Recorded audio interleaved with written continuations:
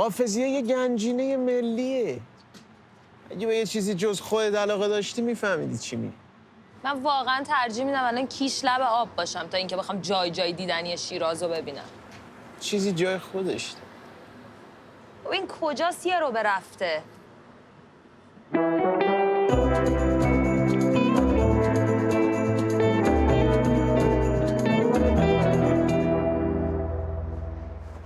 چتونه؟ میخوای ببرمتون یه جا بهترین فالودو شیراز امتحان کنین که مزه بهش میده؟ ما الان نباید تو راه باشیم؟ خب زیاد طول نمیکشه درسته؟ نه این بغله. بعد پسته تازه میریزن توش، میگم عشق میکنی. مهمونه من. بیا.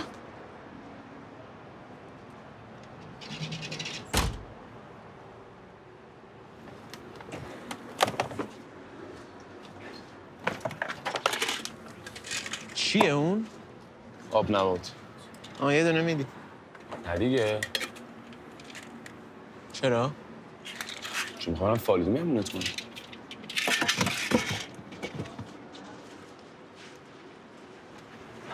بلدی کجاست؟ بله مستقیم.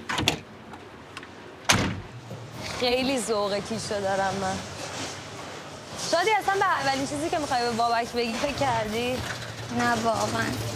ولی نباید دست خالی پیشش بریم ها. راست میگه بعده حتما یه چیزی بخریم براش. نه بابا نمیخواد. چیکار می‌کنی تو؟ من خودم مثل عالی براش پیدا میکنم. چی میدن کادو به باباها؟ تو که خوب میدونی که با پول خود باباه براش کادو میگیره، بعد چش بازارم کور میکنه، از این شکلاتا میگیره، بعد بقیه پولم میذاره جیبش. واقعا جای مسخره‌بازی‌ها فکر کنین چی بگیریم؟ ببین بابای من که دیگه بدتر نیست. بابای من کلا کارش لگد بود. کادوش البته لگد بود.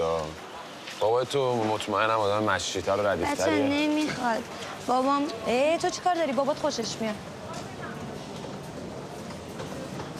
سلام.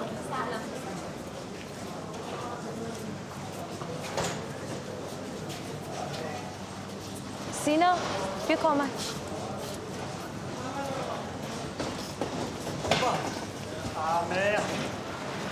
آقا ببخشید این زردچوبه نان سدو پیما voici le curcuma.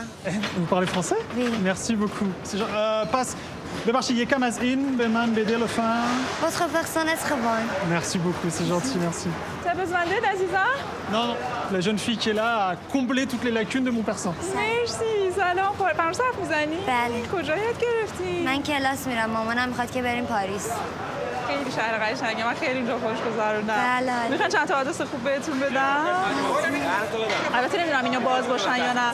چی دست همین کارا رو که سگ تو مغازه فرقی میزنه دیگه. زرزر نکن بابا. من بعد برم. دوستام رفتن. خداحافظ.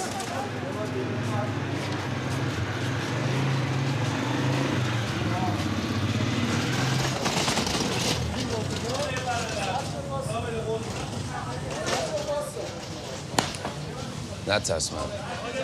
بریم از شادی کوچولو یه دونه فالوده بخریم که ماما باشو گم کرده. من تو چند ساعت دیگه میرسونم دستت. شرمنده دیگه.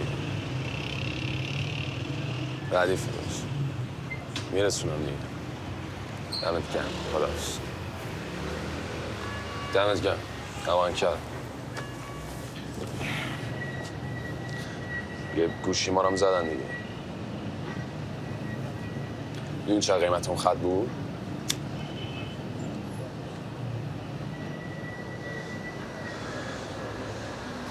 داری فکر می‌کنی چجوری بهشون بگی؟ راجع به چی حرف میزنی؟ بابات. از یه دیلر نمیشه انتظار داشت فضول کسی نباشه.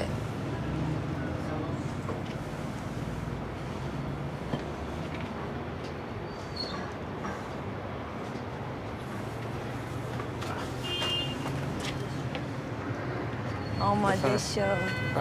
بفهم. نمیخورم. نمیخوری؟ نه دیگه نمیخورم. چی نمیخوری؟ تو ما رو آوردی اینجا. الان نمیخورم. چه بخور دیگه. نمیخوام.